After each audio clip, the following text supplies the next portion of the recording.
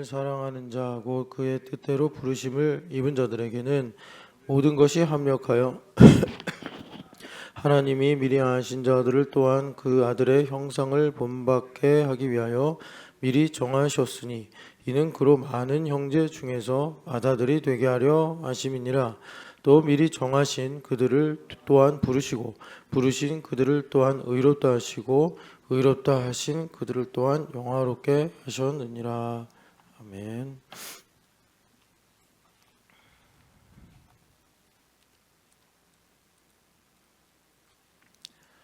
어제 그 우연과 섭리의 말씀을 들었어요. 그래서 이렇게 사회 상황을 살펴보니까 우리가 사는 시대는 이제 우연이라는 게 있을 수 없게 됐다 하면서 그 시대를 진단하는 이야기로 시작을 했는데, 그 이유는 무엇이냐면 그런 말을 제가 왜 이러냐고.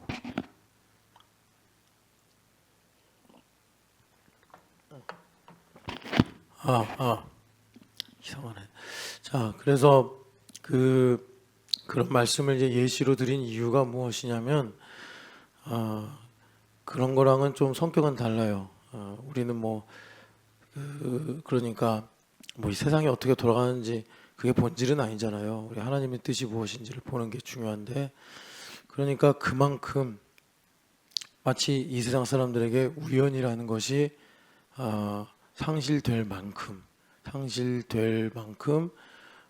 우리의 자기중심성이 강화되고 나의 의도가 강화될 때 우리는 그만큼 하나님의 섭리로부터 멀어진다.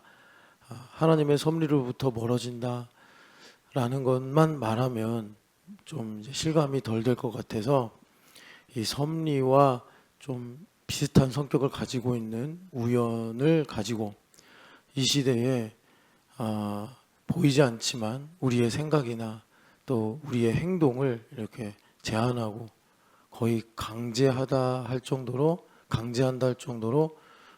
지배하는 그런 상황을 가지고, 과연 우리의 그 시대에 우연이라는 게 있겠냐,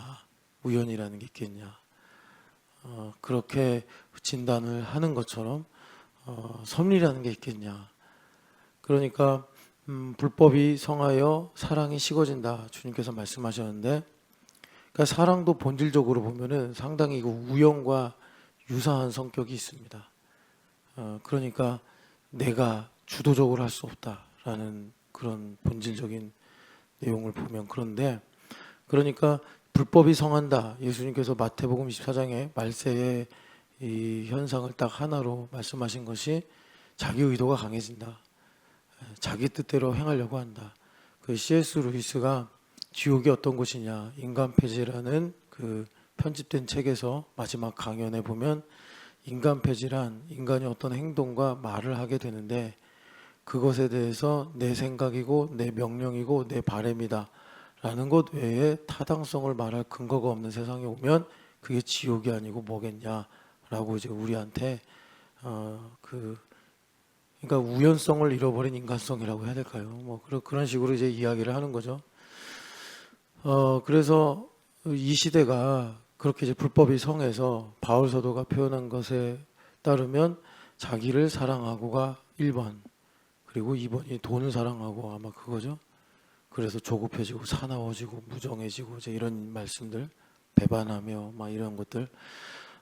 그래서 하나님의 섭리로부터 그만큼 이제 우리가 참 깨어있지 않으면 멀어지기가 쉽다. 그냥 내가 설정해 놓은 현실 속에서 그냥 스스로 나의 뜻과 목적을 위해서 사는 갇힌 바 된 삶을 살 수가 있다. 이렇게 이제 말씀을 드렸어요. 그래서 어제 그 3부 때도 그 몬테소리의 말을 빌린 것도 제가 무슨 교육하게 얘기를 하자는 게 아니라, 몬테소리도 고난이라는 것이 결국은 그게 문제가 아니라 전전두엽에서 우리가 그 고난이라는 문제를 어떻게 다루느냐가 그 고난의 의미라든지 또 그 고난이 주는 고통을 결정하지, 몬테소리도 고난이라는 것 자체가 리얼리티가 아니다. 물 위라고 해서 걷지 못할 바가 아니다. 뭐 이제 신앙적으로 말하면 말씀에 순종해서 믿음으로 걸어가서 반석 위를 걷는 것이 중요한 거지, 이게 묻히냐 바다냐 이게 우리 인생에서 좋은 거냐 안 좋은 거냐를 결정하는 게 아니다. 뭐 이제 그걸 좀 몬테소리도 그렇게 말하는데, 아니 이 사람은 그냥 평생을 교육에 헌신해가지고 교육이라는 게 뭘까 이렇게 해가지고 그런 말들을 한 건데, 아니 우리는 여러분 예수 그리스도라는 진리를 갖고 있는데 그런 것도 우리가 외면하고 살아야 되겠냐, 이제 이런 얘기죠. 그래서 우리도 의의 무기를 좌우에 가지고 그렇게 이제 복음의 역설이 우리의 삶을 새롭게 변화시키는 복을 누리자, 이제 이런 얘기였는데, 그래서 그 갑자기 뜬금없이 이제 보수신앙 얘기를 했는데, 그건 이제 우리 시대의 요구고, 그러니까 보수신앙이라는 게 이런 거죠. 꼭지로 보자면 말씀을 사실로 믿는 것이 보수신앙이에요. 그래서 말씀을 사실로 지식으로 이해하고 사는 게 아니라 말씀을 사실로 믿는 거죠. 그래서 그것이 구체적인 정황으로 나오는 게, 그러니까 성경 말씀을 하나님의 권위로 믿고, 그리고 이제 뭐 완전히 전래동화 같은 아주 옛날 이야기가 됐는데, 하나님께서 성령 하나님으로 교회 감독자들을 세우셨으니까 강단에 있는 목사의 설교나 또는 공동체를 통해서 말씀하시는 이런 교회 질서를 우리가 하나님의 또 말씀으로 신뢰하고, 그리고 나의 삶에 바울사도도 말씀하셨는데 경건의 모양만 갖춘 사람들에게서 돌아서라. 경건의 능력을 너희들이 믿어야 된다. 이렇게 경건의 능력, 뭐 다른 말로 경건의 권위, 뭐 이렇게 말씀드렸는데, 이 세 가지는 말씀을 사실로 믿을 때 우리에게 용납되고 또 삶에서 이루어지는 가치들이죠. 그런데 이 말씀을 사실로 믿는 이 신앙 고백이 이제 오늘날 도전을 받는단 말이에요. 그동안 익숙했던 어떤 그 사회의 보수적 가치, 아니면은 뭐 사상의 보수적 가치, 그러니까 좀 보수라는 말이 이렇게 통하는 것처럼 그 교회가 이제 그런 것들과 이렇게 잘 어울린 거죠. 그래서 득을 많이 봤어요. 교회가 반공운동 열심히 하면서 70년대에 많은 원했는지 안 하는지 모르겠지만 기득권도 누렸고 반공운동에 앞장서면서 뭐 그게 또 참 많은 유익을 한국 사회에 가져다 주기도 했죠. 그런 분위기가. 그런데 이제 시대가 바뀌었단 말이에요. 사람의 생각이 바뀌고 또 환경이 바뀌고, 그렇게 돼서 그럼 오늘날 우리 보수신앙이라는 게 뭐냐, 그러니까 말씀을 사실로 믿는 건 똑같아요. 그런데 그 여러분들이 이제 새벽에 나오신 분들이니까 이거 설교 중에 별로 말하고 싶진 않은데, 여하튼 간에 최근에 일어난 여러 굵직굵직한 사건들을 이렇게 정리해 보면 우리의 신앙에 대해서 하나님께서 도전하시는구나, 그러니까 숙제를 내주시는구나 라는 것을 알 수 있고, 그러니까 우리가 말씀을 사실로 믿는데, 어제 말씀드린 대로 이 말씀을 사실로 믿는다는 것은 오늘 여기 29절에 말씀하는 것처럼 내가 맏아들 되신 예수님의 형상을 닮아가는, 본받는 내면의 변화가 없이 그냥 말씀을 사실로 믿으려고 하는 것은 건진 법사랑 별로 다를 게 없다 이겁니다. 통일교랑 별 다를 것이 없다. 그냥 내가 원해서 나 이렇게 됐으면 좋겠다, 이거 가졌으면 좋겠다, 신께서 이걸 지켜줬으면 좋겠다, 그런 수준의 믿음은 순수한 통일교도도 또 점쟁이도 얼마든지 고상한 척하고 말할 수 있고, 그런 걸로 사람들 설득할 수 있고, 그런 걸로 영향력을 가질 수 있다. 그러니까 우리가 가져야 될 이제 그 신앙이라는 게 뭐냐, 내 안에 그리스도가 살아계시고, 여기 말씀대로 그리스도가 하나님의 맏아들 되셔서 또 우리의 맏아들 되셔서 그분의 형상을 닮아가는 내면의 변화로부터 하나님의 말씀이 사실로 이루어지는 이 통치, 하나님의 섭리가 우리 삶에 이루어지게 된다 이것입니다. 그래서 내 내면의 변화가 없는데 나의 생각의 변화, 나의 기준의 변화, 나의 인격의 변화가 없는데 예수님을 닮아가는 일로 우리가 그런 변화가 없는데 무슨 말씀이 사실이 돼요. 나 스스로가 내 안에 계신 예수님을 무시하고 그 예수님을 무력하게 만들면서 내 삶에서 예수님 만왕의 왕이시고 천지의 주제이시니 뭐 이거 해주시고 저거 해주시고 이거 지켜주시고 저거 지켜주시고 이거 해주시고 그게 지금 우리 보수 기독교가 완전히 도매급으로 돼가지고 사이비 유튜버들하고 그리고 극단적인 뭐 종교 우파라고 해야 되나요? 그쪽하고 다 이렇게 맞물려서 통일교랑 뭐가 다르냐 지금 이런 분위기거든요 사회에서는.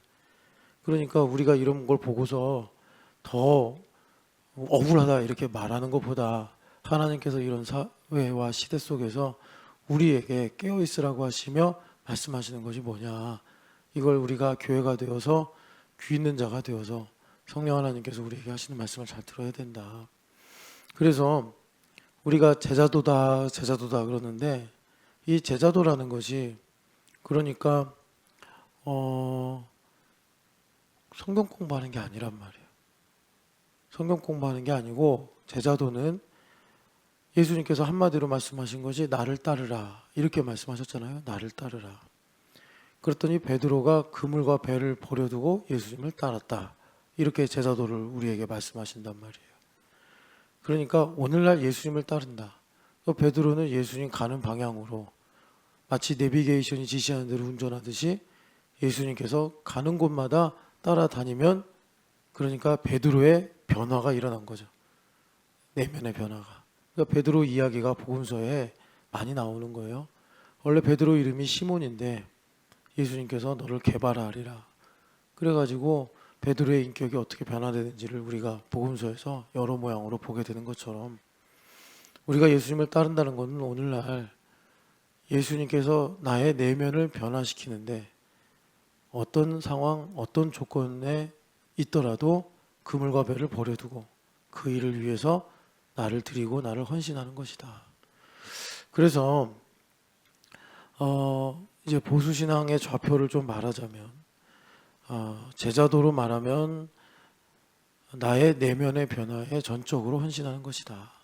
그걸 예수님께서 목숨을 지키려고 그러면 잃어버릴 것이요 목숨을 나와 복음을 위하여 잃으면 그 구원을 받으리라. 이렇게 이제 말씀하신 것이고, 그러면 이제 그 내면의 변화를 어떻게 이루겠습니까? 뭐 우리가 학교를 다니겠습니까? 아니면 뭐 우리가 정말 프로그램을 하나 잘 만들어서 훈련하면 되겠습니까?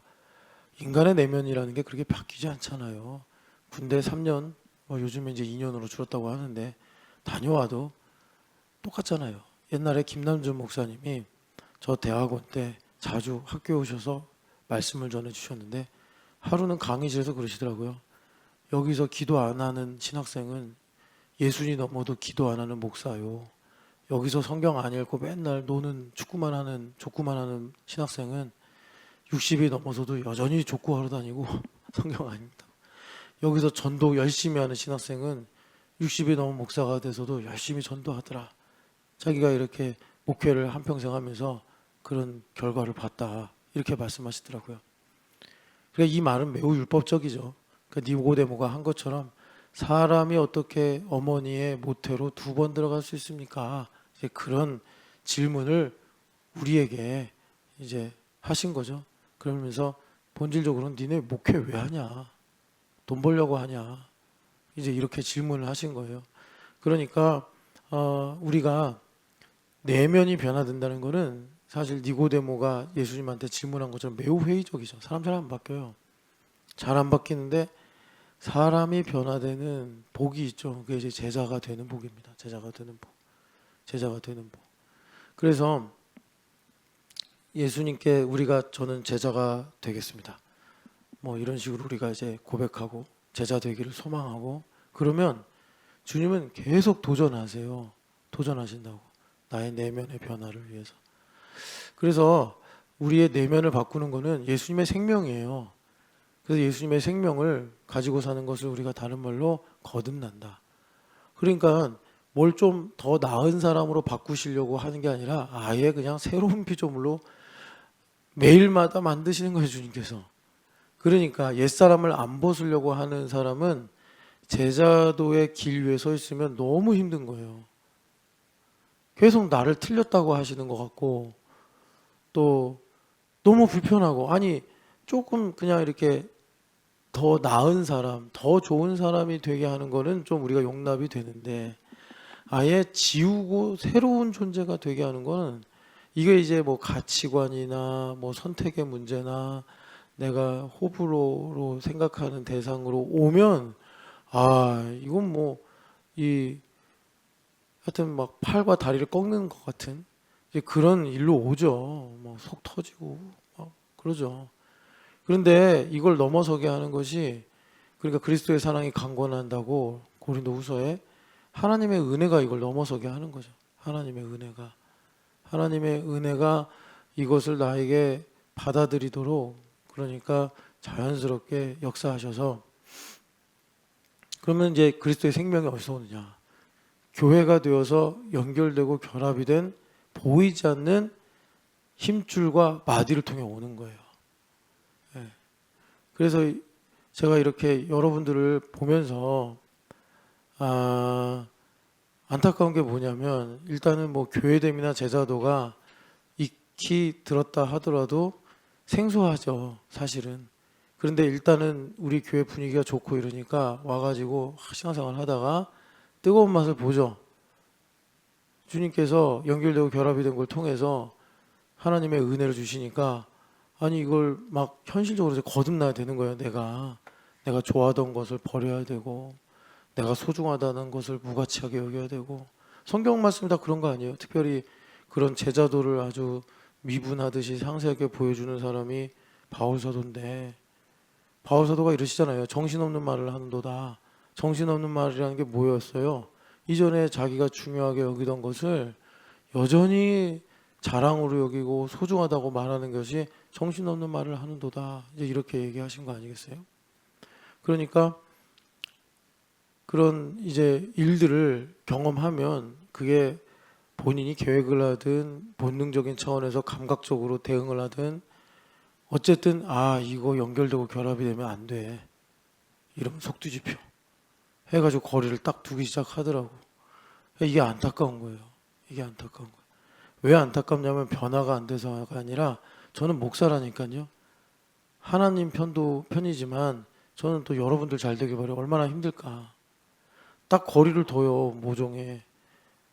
10m, 뭐 사회적 거리라고 하는 것처럼 신앙적 거리, 신앙적 안전거리를 유지해. 20m 이렇게. 그래가지고, 그러니 얼마나 힘들겠어요. 우리 교회에서 신앙생활 하는 것이. 그런 거리를 유지하고 살려니 스트레스도 많이 받고. 그러니까 우연히 사라지듯이 섭리가 그 사람 삶에 사라진다니까, 그렇게 되면. 그래가지고 참 이런 부분들이 안타까운 거예요. 그래서 주님께서 우리에게 제자도로 내면의 변화를 말씀하시고, 교회됨을 통해서 주님께서 이 내면의 변화에 비례하여 나의 삶의 섭리를 베푸신다. 어제 그렇게 이제 말씀을 들었어요. 그래서 28절, 우리가 보통은 이제 28절을 많이 아는데, 29절이 있으려면 이제 28절이 있어야 되고, 28절이 있으려면 26, 27절에 성령 하나님의 사역이 있어야 되고, 이 성령 하나님에 대해서 이제 8장을 보면은 성령의 법이 우리를 죄와 사망의 법에서 해방시켰다. 그래서 우리가 영의 생각을 따라가야 된다. 어제 여기 폴트립에 소개된 책에도 보면, 폴트립이 이 로마서 8장에 대한 주석을 썼다, 이렇게 보시면 돼요. 생각을 어디에 집중하느냐에 따라 자신의 삶에서 일어나는 일들을 해석하는 지혜의 수준과 그에 대한 반응의 건정성 여부가 형성되고 통제되고 결정된다. 그러니까 그 몬테소리 이분이 하신 말씀대로 전전두엽이 발달돼서 나의 생각을 내가 통제하고 전략을 세우고 선택할 수 있는 근육이 강화되면, 이제 내면의 건전함과 또 균형을 잃지 않을 수 있다. 이제 그게 이제 교육의 목적이다. 뭐 이런 얘기를 한 거죠. 그래서 생각을 어디에 집중하느냐? 로마서 8장에 의하면 육신의 생각을 따라갈 거냐? 그러니까 지금 내가 느끼고 내 직감이 막 나에게 소리치는 그것에 집중할 거냐? 아니면 내 안에서 조용한 세미한 부드러운 음성으로 말씀하시는 성령 하나님의 음성에 집중을 할 거냐에 따라서 내 삶에서 일어나는 일들이 문제라고 하는데 사실은 인간이기 때문에 우리는 그게 문제가 아니라 내 전두엽이 반응하는 전두엽이 만들어내는 그런 보이지 않는 그런 것들이 사실은 문제란 말이에요. 문제가 아니고 문제에 대해 느끼는 나의 반응이 문제였다는 거예요. 그래서 삶에서 일어나는 일들을 해석하는 지혜의 수준과 그러니까 그걸 성령 하나님께서 공급해 주시는 거죠. 하나님의 뜻이 무엇인지 하나님을 신뢰하게 하시고 하나님의 선하심을 바라보게 하시는 거죠. 그래서 우리에게 능력을 주셔서 그 능력의 크심이 어떠한지를 깨달아 지혜와 계시형이 우리에게 부어질 때 세 번째로 응답되는 것이 영광의 풍성함을 알게 하시고 그리고 하나님의 그 능력의 크심이 어떠한지를 알게 한다는데 반응의 그 건정성 여부가 형성되고 그러니까 이제 나의 감정이나 나의 판단을 내가 컨트롤할 수 있는 힘을 성령 하나님께서 주시는 거예요. 그래서 통제, 결정된다. 그래서 생각은 잠시도 멈추지 않기 때문에 옛날에 빌 게이츠가 생각의 속도라는 책을 썼어요. 저거 지금도 기억이 나는 게 세상에서 제일 빠른 게 뭐게? 막 이런 질문을 해요. 빛이 빠를까? 눈 깜짝하는 속도가 빠를까?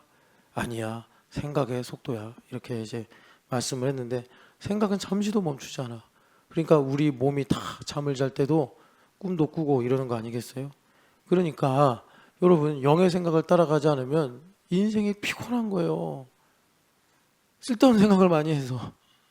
지금 제가 여기 로마서 8장 초입부를 말씀드리는 겁니다. 그래서 생각은 잠시도 멈추지 않기 때문에 그래서 여기 이제 제가 주보에 빨간 글씨로 강조를 했는데 우리 삶 속에서 생각을 사로잡는 강력한 힘을 발휘하는 요인이 무엇인지 파악하는 일은 참으로 중요하다. 로마서 8장 4절 이하 말씀으로 5절 이하 말씀으로 보면 내가 기도를 해서 지금 이런 나의 생각의 줄기가 지금 내 마음에서 요동치는 이 감정이 무엇의 지배를 받고 있는가 나의 생각을 사로잡는 강력한 힘을 발휘하는 요인이 무엇인가를 우리가 기도하면서 파악을 해야 된다. 어떤 문제가 있어가지고 스트레스를 엄청 받아서 지금 마음이 막 뒤흔들리고 있는데 그때 기도하면서 뭘 봐야 된다는 거예요. 누가 나를 위로해 주나 이 문제를 해결하는 방법은 어디 있나가 아니라 제일 먼저 우리가 크리스찬이요 신령한 사람이라면 이런 나의 생각을 사로잡는 강력한 힘을 발휘하는 요인이 무엇인지를 우리가 실체를 봐야 된다. 그래서 바울 사도는 본질적으로 육신이냐 영이냐 이거를 우리에게 말씀해 주는 것입니다. 그래서 우리의 생각은 항상 무언가의 지배를 받기 마련이다. 로마서 6장 16절 말씀이죠. 이걸 놓치면 그냥 맨날 그 간사한 속임수와 유혹에 빠져가지고 요동하는 인생이 된다니까요. 그래서 주님은 고난을 어떻게 사용하시느냐? 고난이 오면 우리의 생각을 사로잡아 감정과 반응에 강력한 영향을 미치는 것이 무엇인지를 우리가 발견할 수 있다. 이렇게 이제 폴 트립이 말씀을 하는 거예요. 그래서 사람들의 삶 속에서 생각을 다스리는 싸움이 매우 중요하다.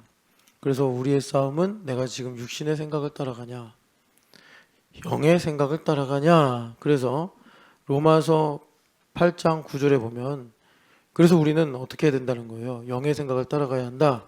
하나님의 영이 그 안에 거하면 우리는 육신의 생각을 따라가지 않고 그 갈라디아서 5장을 보면 성령을 따라가는 사람은 육신의 소욕을 따라가지 않는다. 이렇게 말씀하는 거죠. 영에 거하는데 그리스도의 영이 없으면 그리스도의 사람이 아니라 그러면서 이제 성령 하나님께서 우리 안에서 무엇을 하시느냐 15절에 보면은 두려워하는 종의 영이 아니라 어제 우리가 읽었던 디모데후서 1장 8절 앞에 보면 우리가 받은 것은 두려워하는 마음이라고 번역을 했는데 사실 영입니다. 두려워하는 영이 아니요 사랑과 능력과 절제의 영을 받았다. 그거를 바울 사도가 15절에 양자의 영을 받았느니라 이렇게 말씀하시면서 그 양자의 영이 무엇을 하느냐, 로마서 5장 5절의 말씀처럼 하나님의 사랑을 한량없이 부어주셔서 참 우리 마음에 여러분 그 뿌리 깊은 하나님의 영광을 반하는 그 적개심이 있다니까요. 반감. 그것을 마치 오염된 물이 있는데 거기다 맑은 물을 무한대로 부으면 정화가 된대잖아요.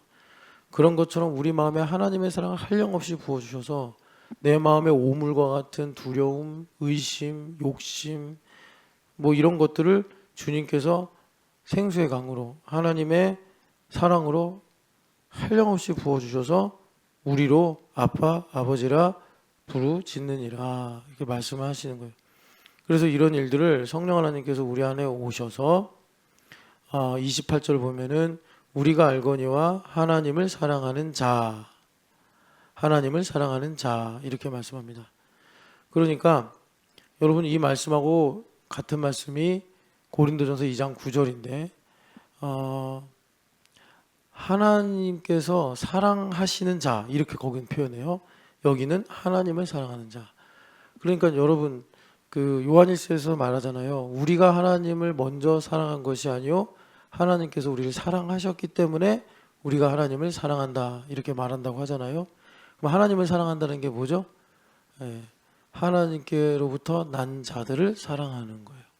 이게 모든 계명 중에 1번이에요. 그리고 전부라고 할 수 있어요. 예수님께서 요한복음 13장 34, 35절에 내가 너희에게 새 계명을 주노니 서로 사랑하라 이렇게 말씀하시는 거예요. 그러니까 여러분 우리가 여기 보면은 가룟 유다 나가고 예수님 말씀하셨어요. 그러니까 가룟 유다는 애초부터 뭐 사단이다 마귀다 요한 사도가 계속 그렇게 말씀했잖아요. 그래서 성찬식까지 먹어놓고 가룟 유다는 예수님 팔러 나갔어요. 그리고 가룟 유다가 나가고 나서 예수님께서 이제 내가 영광을 받을 때가 왔다 이렇게 말씀하시는 거예요. 갑자기 분위기 확 바뀌죠. 그러면서 이제 가룟 유다가 못 듣는 거예요. 나가버렸으니까. 그리고서 주님께서 하시는 말씀이 내가 너희에게 새 계명을 주노니 서로 사랑하라. 그러니까 여러분 서로 사랑하라는 계명이 이렇게 무거운 거예요. 그래서 하나님께로부터 난 자들을 사랑하지 못하면 내가 어떻게 되는 거죠? 내가 가룟 유다가 되는 거예요. 이거 참 우리가 깊이 봐야 돼요. 자, 그래서 하나님의 말씀을 사실로 믿잖아요. 그러면 주님은 반드시 서로 사랑할 수 없게 만드는 나의 블랙코드를 꺼내 보는 거예요. 그때 그물과 배를 버려두고 주님 나는 주님의 것입니다 하고 나를 주님께 내어드릴 때 주님께서 여기 29절의 말씀처럼 아들의 형상을 본받게 하신다. 나의 내면의 변화를 이루시더라 라는 것입니다. 그래서 성령 하나님께서 사랑하시는 자들을 위하여 하나님께서 미리 예비하신 것은 눈으로나 귀로나 마음으로나 알 수가 없다. 이것을 이제 인용을 하시면서 그러면 성령 하나님께서 이 하나님의 깊은 것을 어떻게 우리에게 알게 하시는가 봤더니 1번 계속 말씀드리는데 이게 우리의 머리에 아예 박혀서 나의 사고방식이 돼야 돼요. 1번 모든 것을 은혜로 보게 하신다. 나의 나된 것 하나님의 은혜네. 지금까지 지내온 것 주의 은혜네. 그러니까 지금까지 지내온 것 너무 서운하네. 지금까지 지내온 것 너무 억울하네. 지금까지 지내온 것 속 터지고 막 열받고 속상하네. 지금까지 지내온 것 뭐 허망하네. 그러면 하나님 예배하신 걸 볼 수가 없어요. 그러니까 우리 성령 하나님께서 오셔서 어떻게 하시겠어요? 우리가 그냥 얕은 생각을 가지면 교회 다니고 봉사하고 이러니까 잘 지내는 줄 알아. 근데 성령 하나님께서 이제 깊은 것을 통달하셔서 하나님께서 사랑하시는 자들을 위하여 예비하신 바를 드러내려고 그럴 때 내가 얼마나 하나님을 사랑하지 않는가. 요한일서의 기준으로 보면 내가 얼마나 교회의 성도들을 사랑하지 않는가. 내가 속으로 얼마나 그들을 판단하고 그들을 내가 정죄하고 사는가. 얼마나 내 안에 하나님으로부터 오지 않은 쓸데없는 것들이 이렇게 내 안에 그 예수님의 밭의 비유에 나오는 것처럼 가시형공기처럼 아니면 돌덩어리처럼 가득 있는가, 이걸 드러내시는 거예요. 근데 십자가로부터 멀어지면 이런 것들이 드러나면 그냥 본성적으로 정죄받잖아요. 정죄받으니까 정색하고 마음 굳어지고, 그래서 거리를 두드리니까요, 그냥 돌 가지고 살겠습니다. 에이, 그냥 가시형공기 그냥 뭐 좀 가끔 찔리면 아프겠죠 하고 살겠습니다. 말씀이 들어가면 잘하지를 못하는데, 한번 여러분 그런 생각이시면 10년만 한번 다시 한번 테스트 해봐요. 어디 말씀이 자라서 꽃이라도 폈나. 예수님 말씀처럼 말씀을 기쁨으로 받되 뜨거운 태양이 비추니까 금방 뿌리를 내리지 못해서, 이게 시냇물 지하수까지 내려가야 되는데 돌에 막혀가지고 이게 잘 심어놨더니 자라지를 못하는 거예요. 그래서 이내 말라버렸더라. 또 어떤 거는 그 말씀을 은혜로 받아가지고 이 말씀 믿어야지 했는데 그냥 가시와 엉겅퀴의 기운이 막혀가지고 자라다가 말더라. 10년 지나봐요. 뭐가 달라졌나, 뭐가 일어났나. 아니면 지난 10년 돌아봐요. 뭐가 달라졌나, 뭐가 열매가 있나. 우리가 가마솥 안에 있는 개구리라고 해도 우리는 개구리의 운명을 받아들이면 안 된단 말이에요. 우리가 흑암에 갇혀 있으니까, 가마솥에 있으니 온도의 변화를 모를 수도 있지만 성령 하나님의 음성을 듣고 우리는 개구리로 살면 안 되고 흑암에서 해방되어 자유로운 하나님의 상속자로 살아야 된다고 지금 말씀하시는 거예요. 그래서 주님께서 이제 이런 일들을 드러내셔서 주님께 배와 그물을 버려두고 내 가치, 내 기준, 나의 뭐 사랑하는 것들 다 내려놓고 주님을 따르겠습니다라고 내가 주님께 맡겨드리면 이제부터 주님께서 결자해지 하시듯이 나를 자신의 형상을 본받게 하신다. 그래서 먼저는 은혜를 알아야 된다. 성령 하나님은 오셔서 제일 먼저 은혜구나, 다 은혜구나. 그러니까 여러분, 은혜도 추상적으로 아시면 안 돼요. 아, 박인미도 은혜구나, 신영기도 은혜구나, 박효진도 은혜구나, 이렇게 알아야지. 아, 신촌연합교회 하나님의 은혜가 크구나. 그런데 신영기는 저렇고 박효진은 저렇고, 그러면 이건 은혜가 아니라고. 아, 하나님의 은혜 막 찬양 신나게 불러놓고 누구는 저렇고 누구는 이렇고, 그게 뭐 은혜예요. 그거 치팅하는 거지. 그래서 성령 하나님께서 우리에게 오셔서 제일 먼저 하시는 일, 그러니까 우리에게 하나님께서 사랑하셔서 예정하신 바가 뭐냐를 알게 하시려고 제일 먼저 하시는 게 내 마음에 은혜를 덮어주신다. 그렇게 되면 참 사람들이 예쁘고 좋게 보인다니까.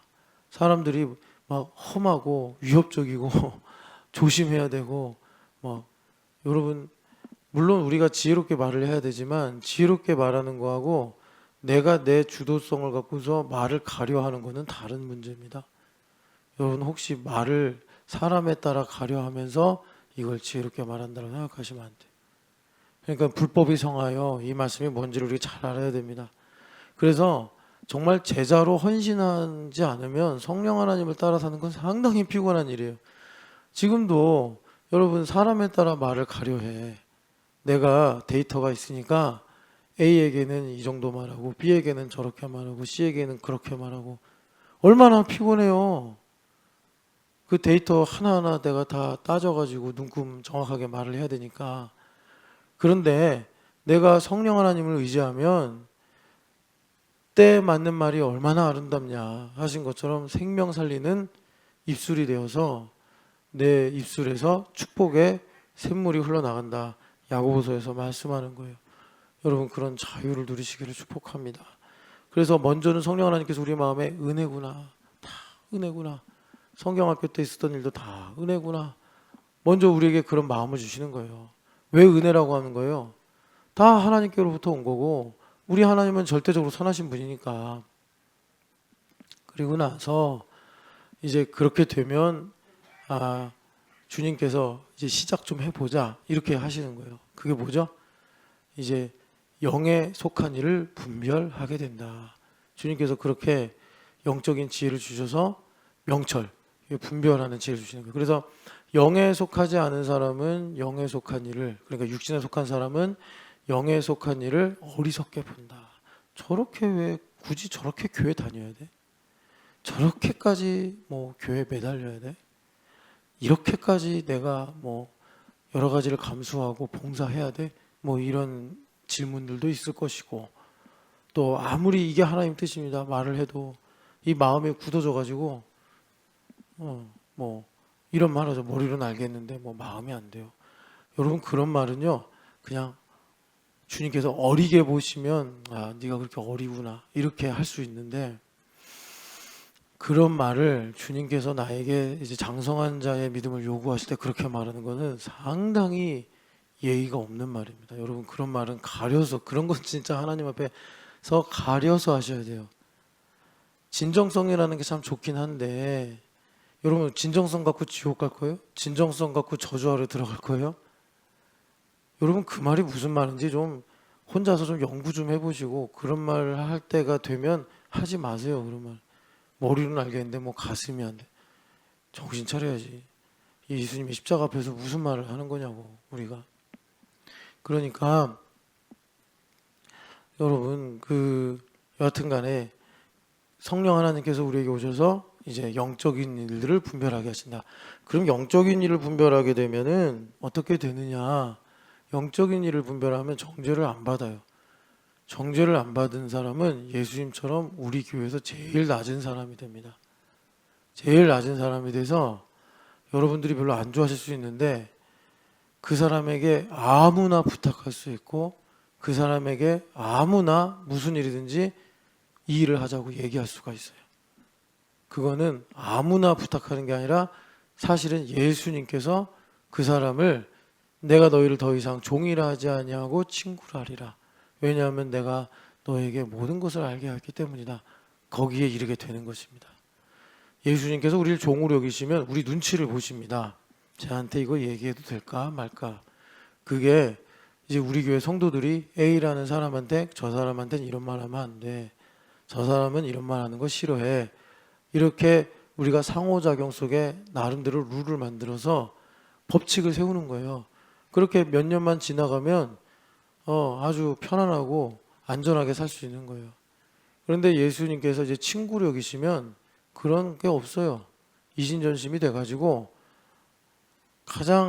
그러니까 이런 겁니다. 이제 바울 사도가 그래서 그런 말을 쓴 것인데, 내가 하나님과 함께 일하는 자로서 너희를 권하노니 은혜를 헛되이 받지 말라. 그러시면서 내가 하나님 일꾼으로 자천해서 뭐 매맞음도 당하고 수고도 하고 고생도 하고 막 이런 말씀 쭉 나오잖아요. 그게 뭐냐면, 예수님께서 이렇게 보니까 여기에 가자고 할 때 흔쾌히 갈 사람이 바울 사도예요. 그러니까 예수님께서 갈래? 그럼 바울 사도는 가야죠, 주님 하고 일어나는 거예요. 저는 과거에 폭행자요, 살인자요, 핍박자였기 때문에 저는 사도라 불리우는 것을 저는 감당할 수 없는 존재인데, 예수님께서 나는 너를 어머니 뱃속에 있을 때부터 이방인의 사도로 택했어라고 하시는데, 제가 그걸 알면서 말이에요, 주님 지금 여기 가면 매 맞는데 너 갈래? 아이 뭐 가야죠 주님, 저는 그런 사람인데요 해서 고린도전서 15장 10절 말씀처럼 모든 사도들보다 더 수고했다, 이게 되는 거예요. 여러분, 인생 한 번이고 시간 빨리 지나가는 거 우리가 한 반 정도 살아봐서 알잖아요. 주님께 그런 인생 사시기를 축복합니다. 주님께서 야 너가 갈래? 아 이거 참 내가 다른 신촌연합교회 사람들한테 말할 때 좀 내가 이게 조심스럽고 그런데, 야, 너는 좀 그래도 내 마음을 이해할 수 있지 않냐? 갈래? 아 가죠 주님. 뭐 주님 저를 위해 이 땅에 오셨는데 제가 뭐 어디라고 못 가겠습니까? 서운한 게 문제겠습니까? 불안한 게 문제겠습니까? 아이고 거기 가면 주님 함께 계시면 되는 거죠. 그리고 바울 사도가 가봤더니 더 은혜를 받은 거예요. 가서 이해가 안 되죠. 매 맞고 먹지 못하고 잠도 못 자고 고난당하고. 그런데 거기서 주님 계셔가지고 은혜를 더 받아서 깨끗함과 거짓없는 사랑과 또 하나님의 말씀의 능력, 이런 것들을 체험하게 돼가지고 자기가 의의 무기를 좌우에 가지게 됐더니 하나님께서 나의 인생을 뒤집어 버리시는데, 살인자요 폭행자였던 나의 인생이 모든 사람들을 부욕해 하고 모든 사람들에게 가지게 모든 것을 가진 사람이 되고, 뭐 이제 이렇게 이제 인생의 고백을 하는 것입니다. 그것이 이제 주님께서 우리에게 영적인 분별력을 주셔서 그리스도의 마음을 갖게 하시는 것이더라. 그래서 여러분 정말 하나님 앞에서 가난이라는 주제를 가지고 원망하고 걱정하실 거면 뭘 가난하다고 말하실 거냐? 예수님의 마음이 너무나 가난한데 예수님 왜 이렇게 나에게 마음을 안 주십니까? 아니 예수님 저는 다 이제 뭐 아직 부족하고 연약한 부분이 있지만 좀 주님의 마음을 막 부어주시면 안 됩니까? 저를 왜 이렇게 주님의 마음에 가난하게 만드십니까? 여러분 그렇게 주님의 마음의 부요함을 구하시기를 축복합니다. 그랬을 때 여러분 이제 여기서 좀 지혜로운 머리를 가지고 있는 사람은 여기서 딱 캐치를 해요. 예수님 하나님께서 그러셨잖아요. 그 창고를 잔뜩 만들고 이거 다 내 거야 이러면서 아 행복하겠다 이렇게 하니까 주님께서 내가 오늘 밤에 너를 데려가면 이게 다 누구 것이 되겠냐? 니게 아니다 이거. 여러분 잘 들으세요. 그래서 예수님께서 뭐라고 그러셨냐면 하나님에 대하여 부요하지 못한 자가 이것이다. 그 무슨 말이냐면 하나님께 부요하지 못하면 백날 창고에 잔뜩 내가 좋아하는 거 다 갖다 놓고서도 근심하고 걱정하고 누가 뺏어갈까 이게 사라지면 어떡할까 노심초사하는 거예요. 그게 더 있어야 되는 문제예요? 창고를 10개 더 짓고 창고를 2배로 확장하면 마음의 평안이 온다는 얘기예요. 예수님 말씀이 아니죠. 창고가 하나도 없어도 하나님께 부요하면 우리가 그 모든 것을 가진 자가 된단 말이에요. 아무것도 가지지 않았어도 그게 인생의 비밀이란 말이에요. 하나님께 부요한 게 뭐겠어요? 그리스도의 마음을 갖는 거 아니겠습니까? 여러분 그리스도의 마음을 가질 때 외양간에 송아지가 없는 것처럼 우리의 창고에 아무것도 없어도 주님께서 우리를 지키시고 붙잡으셔서 여러분 창고에 아무것도 없는 게 문제가 아니라고요. 실상은 창고에 아무것도 없는 걸 보고 걱정하고 두려워하고 그것 때문에 실망하는 내 전두엽이 문제였단 말이에요. 여기가 요거. 그래서 우리 주님께서 성령 하나님께서 내 마음에 역사하셔서 나를 실로 지금 말씀대로 창고에 아무것도 없어도 이것으로 인해 하나님은 나에게 내내 선하시게 일하시지. 주님을 신뢰한단 말이에요. 그러니까 바울사도가 내가 의의 무기를 좌우에 가졌다. 자족할 수 있는 일체의 비결을 가져서 아구라고는 수준이 다르게 나는 가난에 처할 줄도 알고 풍부에 처할 줄도 안다. 아무것도 가지지 않았으나 모든 것을 가진 자다. 이렇게 말씀을 하시는 거예요. 바울사도가. 아굴은 율법적인 한계 속에서 기도하다 보니까 그것도 대단한 지혜인데 나를 가난하게도 마옵시고 부하게도 마옵소서 이렇게 기도했잖아요.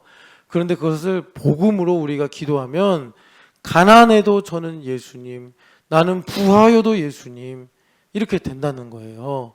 그렇게 될 때 여기 28절의 말씀대로 합력하여 선을 이룬다. 여기 선을 이룬다는 거는 창세기 1장 31절 보시기에 심히 좋았더라 하신 그 말씀이 나의 삶을 지배한다는 거예요.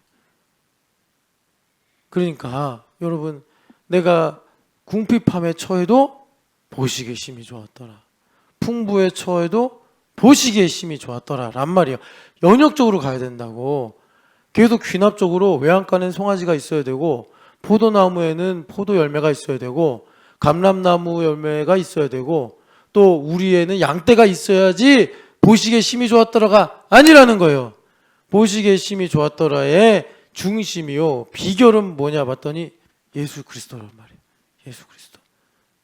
그래서 우리가 예수님에 대하여 부유해지면 예수님의 마음이 내 안에 있으면 합력하여 선을 이룬다. 우리 인생에 버릴 것이 없다. 하나님께서 창세기 1장 31절을 향해서 우리의 삶을 이끌어 가신다 말씀을 하시는 거죠.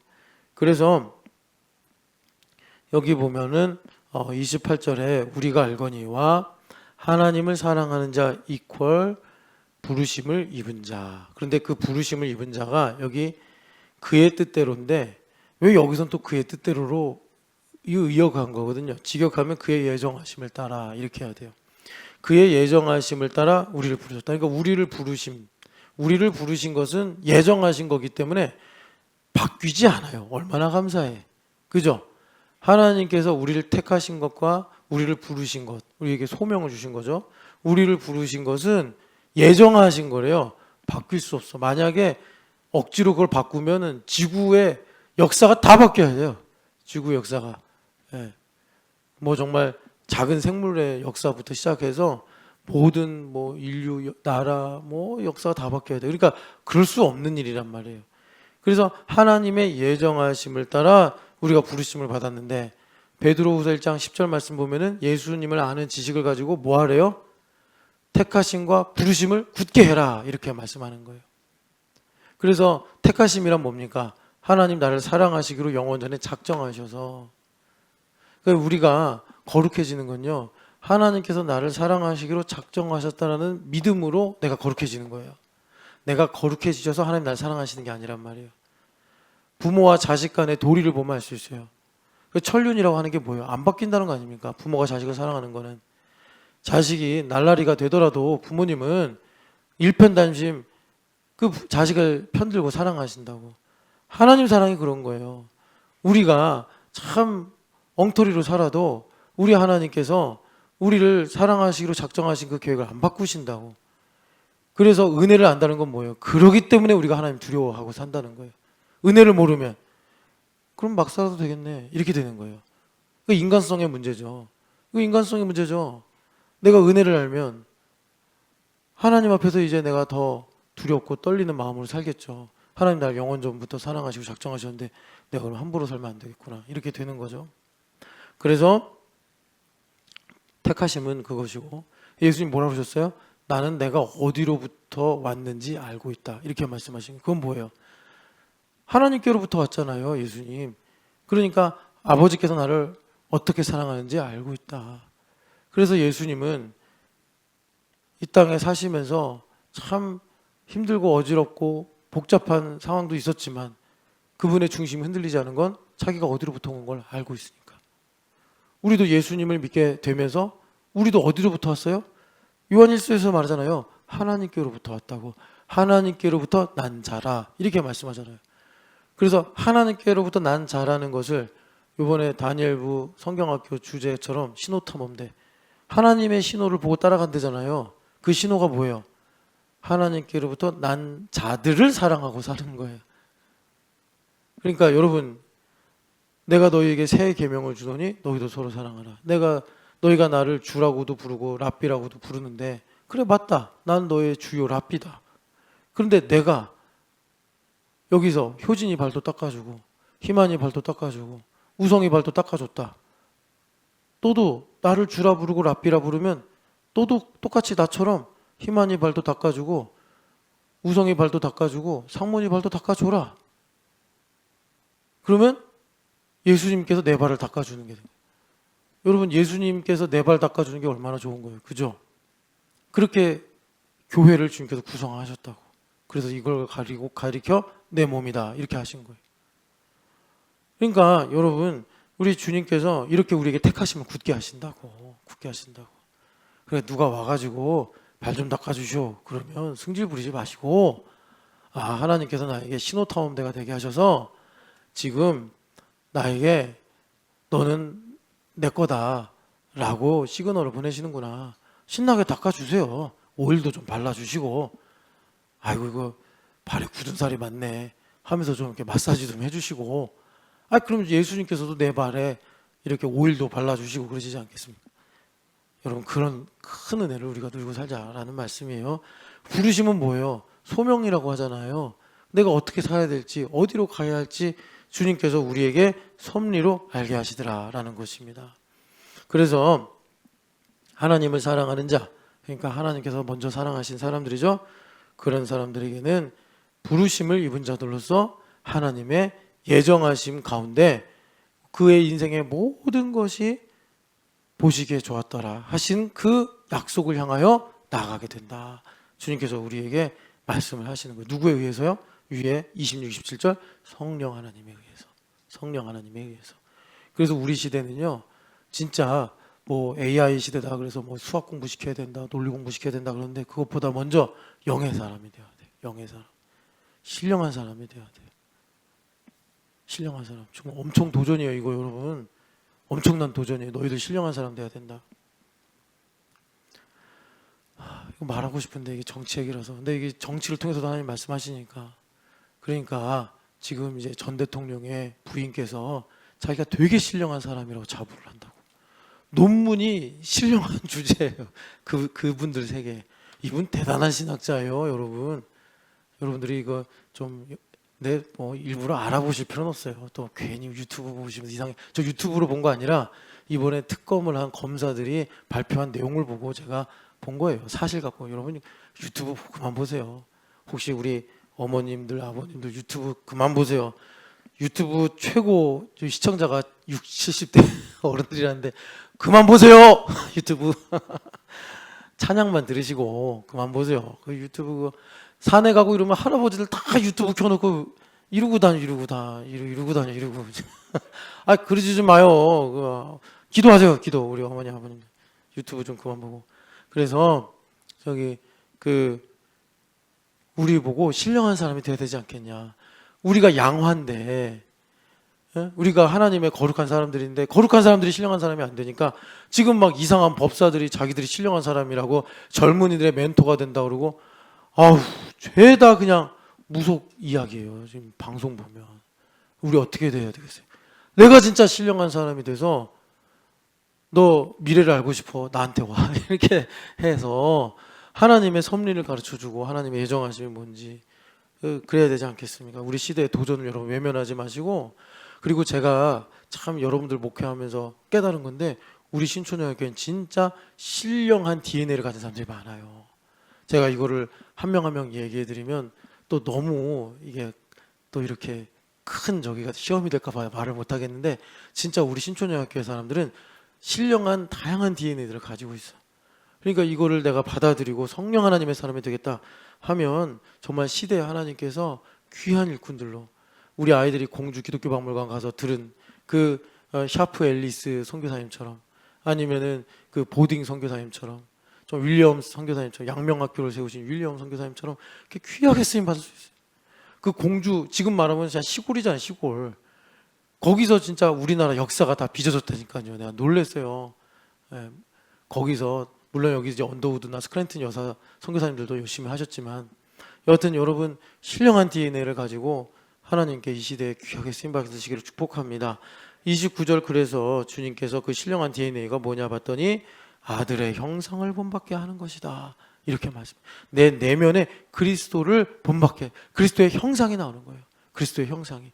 그래서 그리스도의 이 맏아들의 형상을 여러분 세 가지로 주님께서 말씀하시는데 피조계의 맏아들이다. 골로새서 1장 15절 부활의 맏아들이다. first born 장자라는 거예요. 부활의 처절매다. 골로새서 1장 18절 말씀 교회의 맏아들이다. 히브리서 12장 23절인가 그래요. 그러니까 예수님은 장자다라는 직분을 일종의 직분을 가지고 계신데 그 직분이 뭐냐면 피조계의 장자, 부활의 장자, 교회의 장자세요.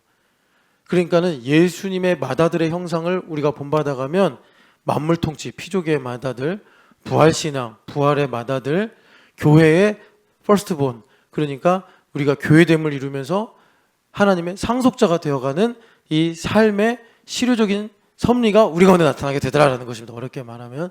그래서 주님께서 우리에게 이 일을 어떻게 이루시냐면 여러분 장자법 잘 아시죠? 레위는 내 거다. 주님 말씀하시면서 레위를 지극히 거룩하게 하고 가까이 하셔서 레위에 접촉된 모든 12지파를 거룩하게 하신 섭리를 여러분 잘 아시잖아요.